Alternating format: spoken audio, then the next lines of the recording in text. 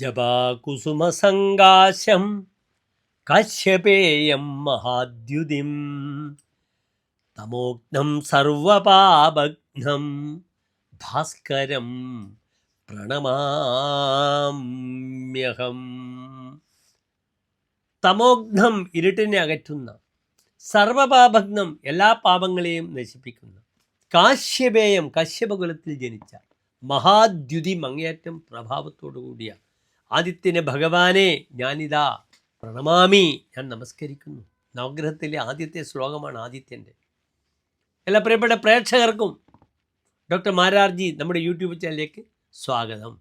നമ്മുടെ ചർച്ച ചെയ്യുന്നു ആദിത്യൻ്റെ കുംഭ രാശിയിലേക്കുള്ള സംക്രമം. എന്നാണ് കുംഭത്തിലേക്ക് ആദിത്യൻ പ്രവേശിക്കുന്നതെന്ന് എൻ്റെ പ്രിയപ്പെട്ട പ്രേക്ഷകർ ആദ്യം മനസ്സിലാക്കുക. 1201 കുംഭമാസം 1-ാം തീയതി, അതായത് 2026 ഫെബ്രുവരി മാസം 13-ാം തീയതി വെള്ളിയാഴ്ച കാലത്ത് 4:05 AM ആ സമയത്തോടു കൂടെയാണ് കുംഭരവി സംക്രമം നടക്കുന്നത്. ഇവിടെ സൂര്യൻ പ്രവേശിക്കുന്നത് ഉത്തരായനത്തിലാണ്. മകരമാസം ഉത്തരായനം ആരംഭിച്ചു. പക്ഷെ മകരവും കുംഭവും സൂര്യൻ്റെ ശത്രുക്ഷേത്രങ്ങളാണ്. സൂര്യൻ്റെ ഏറ്റവും വലിയ ശത്രുവാണ് തൻ്റെ പുത്രനായ ശനി. ശത്രു മന്ദസിതൗ എന്നാണ് വരാഹമിഹിര ആചാര്യൻ പറഞ്ഞിട്ടുള്ള ശ്ലോകം തന്നെ. അതിൻ്റെ ആരംഭം അങ്ങനെയാണ്: ശത്രു മന്ത്രസിതോ സമശശിസുതോ മിത്രാണി ശേഷാരവേഹേ. അപ്പോൾ തൻ്റെ ഏറ്റവും വലിയ പരമശത്രുവാണ് സ്വന്തം പുത്രനായ ശനിയും പിന്നെ ശുക്രനും. ഛായാമാർത്താണ്ഡ സംഭൂതം, സൂര്യൻ്റെ ഛായയിൽ നിന്നും ജനിച്ച ഗ്രഹമാണ് ശനി. പക്ഷെ ശനി ആ ദൃഷ്ടി ജനിച്ച ഉടനെ സൂര്യനെ നോക്കുമ്പോൾ തന്നെ സൂര്യൻ്റെ മുഖം കറുത്ത് കരിവാളിച്ചു പോയി. പിന്നെ അദ്ദേഹം സ്വന്തം മകനെ കാണാൻ പോയിട്ടില്ല. ഏതായാലും ഇവിടെ ശത്രുക്ഷേത്രത്തിൽ പ്രവേശിക്കുന്ന സൂര്യൻ കുംഭത്തിൽ എപ്രകാരം മേടൻ രാശി മുതൽ മീനം വരെയുള്ള 12 രാശിക്കാർക്കും ശുഭാശുഭ ഫലങ്ങളെ പ്രദാനം ചെയ്യുന്ന വിഷയമാണ് നാം ചർച്ച ചെയ്യുന്നത്. ഒരു മാസക്കാലമാണ് സൂര്യൻ കുംഭൻ രാശിയിൽ നിൽക്കുന്നത്. ഈ ഒരു മാസക്കാലം എപ്രകാരമായിരിക്കും? കുംഭം രാശിക്ക് 2 പ്രത്യേകതകൾ പറഞ്ഞിട്ടുണ്ട്, നിങ്ങൾ ശ്രദ്ധിക്കണം. കുംഭത്തിന് ഹൃദ്രോഗം എന്നൊരു പേരുള്ള രാശിയാണ് കുംഭൻ. ഹൃദ്രോഗം ആ രാശി ഉണ്ടാക്കുന്ന 2 രോഗങ്ങളാണ്. ഹൃദയ സംബന്ധമായ രോഗങ്ങൾ, മറ്റൊന്നെന്താണ്? ബധിരത്വം, കേൾവിക്ക് ബുദ്ധിമുട്ടുണ്ടാക്കുക. അതിനാൽ ഹൃദയത്തിൻ്റെ കാരകനാണ് സൂര്യൻ. അസ്ഥിയുടെയും ഹൃദയത്തിൻ്റെയും കാരകനാണ്. ഹൃദ്രോഗം ചിന്തിക്കണമെങ്കിൽ സൂര്യൻ ദുർബലമായിട്ട് ജാതകത്തിൽ വേണം.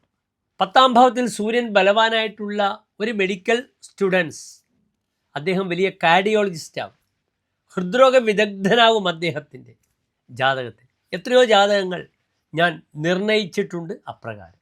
ഇവിടെ സൂര്യൻ കുംഭൻ രാശിക്കാർക്ക് എപ്രകാരം ശുഭാശുഭ ഫലങ്ങളെ പ്രദാനം ചെയ്യുന്ന വിഷയമാണ് നാം ചർച്ച ചെയ്യുന്നത്. കുംഭത്തിലെ സൂര്യൻ്റെ ആശ്രയ ഫലവും എൻ്റെ പ്രിയപ്പെട്ട പ്രേക്ഷകർ അറിയണം. ദുഃഖാർത്തോ വിദനഃ അടനഃ അനിർദരതിഹി തീഷ്ണശ്ച കുംഭേ സ്ഥിതൗ. കുംഭത്തിൽ സ്ഥിതി ചെയ്യുന്ന സൂര്യൻ ദുഃഖാർത്ഥ, ദുഃഖത്താൽ ആർത്തനാകും. ദുഃഖേനാർത്ഥ ദുഃഖാർത്ഥ, ദുഃഖത്താൽ പീഡിതനാകും.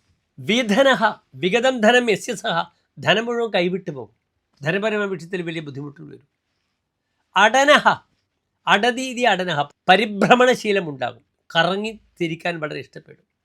അനിർദരതിഹി, അനിർദത്തിൽ രതിയുണ്ടാകും. ഋതം സത്യമാണ്.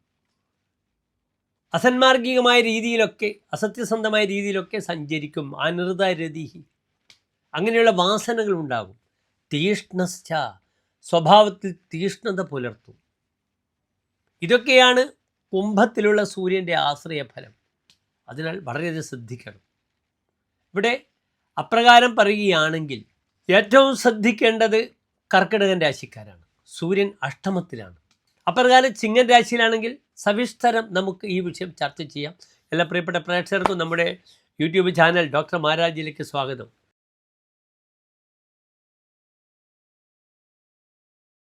മകം പൂരം ഉത്രം നക്ഷത്രത്തിൻ്റെ ആദ്യത്തെ 15 നാഴിക വരുന്ന 2.25 നക്ഷത്ര സമൂഹം.